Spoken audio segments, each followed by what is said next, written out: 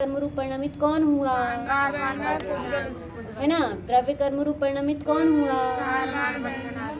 Karman वर्णारूप पुद्गल स्कंद ही परिणमित हुआ, है ना। पर फिर क्या कहा कि यह कर्म बंध कहते हैं, तो क्या हुआ कि कसाय और योग सहित जीव कर्म के योग्य पुद्गल को ग्रहण करता है। तो दो तरफ से बात आई। एक तरफ से बात कहाँ से आई? पुद्गल की तरफ से कि कौन परिणमित हुआ, तो कारवाण वरुणा रूप पुद्गल स्कंद परिणमित हुआ। किस रूप परिणमित हुआ? कि कर्म रूप परिणमित हुआ। पर अब कब किसके साथ बंध को प्राप्त हुआ? फिर सेकंड पॉइंट क्या है, किसके साथ बंध को प्राप्त हुआ? तो फिर कहा कि कषाय और योग संहित जीव के साथ। किसके साथ? कषाय योग से, है ना। कल भी बोले थे ना कि एक हाथ से ताली नहीं बजती। किससे ताली नहीं बजती? एक हाथ से ताली नहीं बजती। कभी भी कैसी होती है कि दो लोगों की गलती हो तो ही कोई गलती होती है। वो गलती हुई तो किसके साथ हुई कि एक तो कर्माण वर्गणा जो थी वो पुद्गल स्कंद रूप थी, इसलिए हुआ। और दूसरा कहें जीव में कषाय और योग था, इसलिए हुआ। दोनों तरफ से क्या हुआ? कर्म का बंध हुआ। समझ में आया? ठीक है। एक तरफ कौन था? कारवाण वर्णारूप पुद्गल स्कंद। कौन थे? कारवाण वर्णारूप पुद्गल स्कंद। कि कारवाण वर्णारूप पुद्गल स्कंद, बार बार बोलिए। कारवाण वर्णारूप पुद्गल स्कंद। कारवाण वर्णारूप पुद्गल स्कंद। कारवाण वर्णारूप पुद्गल स्कंद। कारवाण वर्णारूप पुद्गल स्कंद। जैसे अपन कहें एक भगोनी रखी थी, आपने कहाँ रख दिया? मुझे ये बहुत अच्छा लगता है, वो इंडक्शन होता है ना। हाँ, तो इंडक्शन में खुली हवा में अपन ने एक तपेली रख दी, अच्छी तेज गर्म हो रही है और बिल्कुल झनझना के, और बाहर से बहुत कचरा उड़ रहा था। तो उसमें बहुत सारे प्लास्टिक थे और वो उड़कर आए और आकर किस में एक क्षेत्रावगा हो गए, वो गंजी में आके और चिपक गए। गंजी में आके क्या हो गए? वो चिपक गए। तो अब गंजी में आके जो चिपक गए हैं, भगोनी कहते हैं आप लोग, है ना। गंजी में कहते हैं तपेली। तो वो तपेली में आके क्या हो गए? चिपक गए। अब तपेली में आकर आप क्या बोलते? राजस्थान में क्या बोलते? तपेली बोलते। भगोनी भी बोलते और तपेली भी बोलते। तो वो तपेली में आके या भगोनी में आके क्या हो गए? चिपक गए। आपको समझ में आ रहा है? थोड़ा थोड़ा आ रहा है? आएगा। हाँ, हम इसलिए उदाहरण देते जा रहे हैं कि वो आके और क्या हो गए? चिपक गए। तो जैसे ही वो आकर चिपकते हैं, तो अब ये कहना है कि तपेली तो क्या हो रही थी? सनसना रही थी। तो अब किसके कारण चिपके? तो दो कारण। पहले तो क्या हुआ कि वो पन्नियाँ, वहाँ कचरा जो था, वहाँ आंधी आई, तूफान आया, तो वो आंधी तूफान का निमित्त हुआ। तो आंधी तूफान से वो जो थे वो चिपकने योग्य थे। क्या किस योग्य थे? वो चिपकने योग्य थे। तो चिपकने योग्य थे तो वो सारी पन्नियाँ आ गई और आकर फिर किस में चिपक गई? कि तपेली में चिपक गई। पर तपेली में कब चिपकी? जब वो गरम थी। तपेली में कब चिपकी? जब वो गरम थी। और वो भी कब चिपके? जब वो पतले थे। वो गरम थी और वो पतले थे। एक तपेली, एक की तरफ से देखे तो तपेली कैसी है? गरम है। और एक की तरफ से देखे तो एक कैसी है? कि पन्नी कैसी है? पतली है, हवा में उड़ने वाली है, चिपकने योग्य है। धूल के कण भी थे, तो धूल के कण कहाँ चिपके? रेत के कण आए हों उड़ के, तो वो कहाँ चिपके? लेकिन चिपका तो कौन चिपका? कि वो पॉलिथीन चिपकी, वो पन्नियाँ चिपक गई। वो पन्नियाँ क्यों चिपक गई? वो पॉलिथीन क्यों चिपक गई? क्योंकि उनमें भी चिपकने की योग्यता थी। तो ऐसे यहाँ पे कहना है, तो एक तरफ तो थे पुद्गल कारवाण वर्गणा, एक तरफ तो कौन थे? पुद्गल कारवाण वर्गणा के स्कंद। एक तरफ कौन है? पुद्गल कारवाण वर्गणा के स्कंद। कि यहाँ पर पूरे संसार में सभी जगह क्या फैला हुआ है? पुद्गल कारवाण वर्गणाओं के स्कंद फैले हुए। क्या फैला है भाभी? स्कंद फैले हुए कारवाण वर्गणा के। तो वो स्कंद आके क्या होंगे? वो उड़ रहे हैं, वो हर जगह फैले हुए हैं। और जैसे जीव क्या हुआ? मोहराग देश रूपी परिणामों से, योग और मोह के निमित्त से। किसके निमित्त से? कषाय और योग। इसमें कषाय योग दिया कि कषाय और योग के निमित्त से। किसके निमित्त से? कषाय और योग के निमित्त से अपनी तपेली झंझनाई, गरम हो गई। गरम होते हुए झंझना गई। आया भाभी समझ में? क्या हुई? गरम होके कैसे हो गए? अपन भी झंझनाते हैं। तो जैसे चाहे हम राग रूप झंझनाए, चाहे क्रोध रूप झंझनाए, चाहे मान रूप झंझनाए, चाहे मायाचारी रूप झंझनाए, छुपाने के भाव रूप झंझनाए, हम जैसे झंझनाए तो कहते हैं जैसे झंझनाए, तो ये वाले जो जितने कारवाण वर्णा थे वो आके और क्या हो गए? चिपक गए। पंडित जी आज बहुत अच्छी बात ले रहे थे। फैर के स्वाध्याय में कहते ये जीव कुछ भी नहीं करे पर झूठ नहीं बोले बस, और छुपाने के भाव नहीं रखे, भले ही सच के लिए इसको लड़ना पड़े। क्यों? वास्तव में क्योंकि वो छुपाने के लिए, सच के लिए यदि आपको कहें कि सच का सामना भी करना पड़ेगा, यदि सच के आगे रहेंगे तो सच का सामना भी करना पड़ेगा। जैसे अपने को कोई चीज़ अच्छी लग रही है और अपन ने बोल दी है, तो सामने वाला उसमें क्या करेगा कि एक्सेप्ट नहीं करेगा। तो अपन यदि सच बोल देते तो सच का अपने को क्या करना पड़ता है?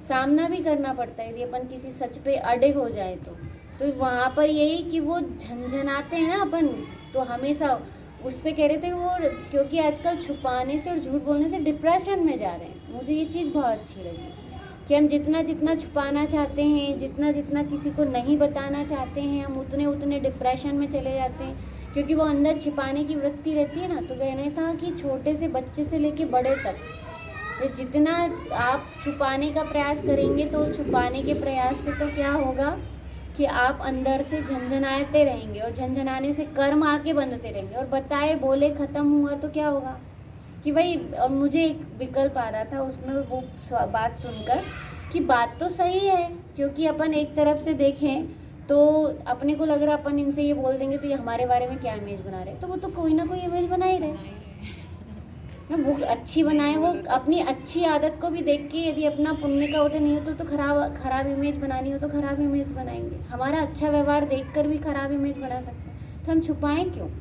इसलिए छुपाएं भी क्यों और झूठ बोलें क्यों? जो बात सही है तो वो कैसी होना चाहिए?